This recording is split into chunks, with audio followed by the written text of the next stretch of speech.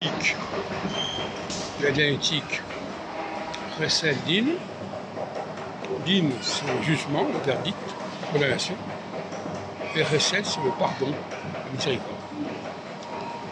Il faut pardonner à ceux qui ont été condamnés, pour leur donner une grâce,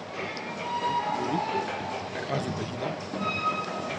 Il y a un temps pour le pardon, et il y a un temps pour le jugement.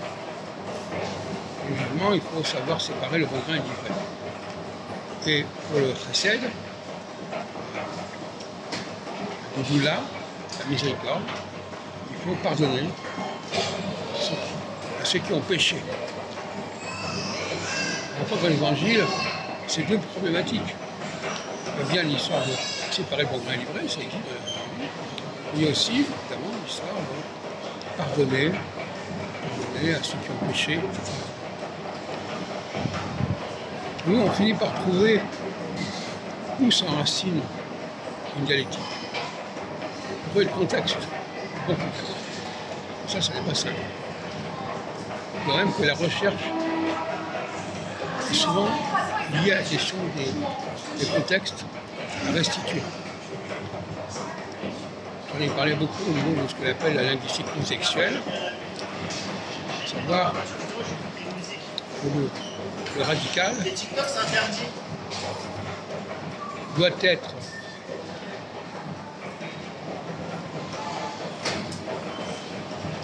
nuancé, doit être conditionné par précisément le contexte. L'écrit ne doit pas comporter le contexte. C'est l'oral qui est contextuel, ce n'est pas l'écrit.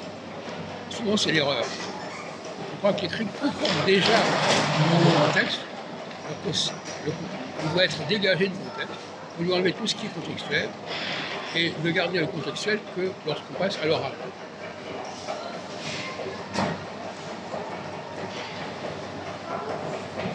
Et le grand danger des langues, c'est de mélanger tous ces niveaux. C'est-à-dire de ne pas distinguer également le préfixe et le radical. Par exemple, quand les Espagnols disent nada, no quiero nada, ils sont dans la redondance. Il y a le no de no quiero, il y a nada, qui veut dire également la même chose. Et donc là, ça ne va pas. Il faut qu'il y ait, et même la notion de négation ne peut pas être fixe, parce qu'il y a un moment où on est dans la négation, un moment où on n'est plus dans la négation.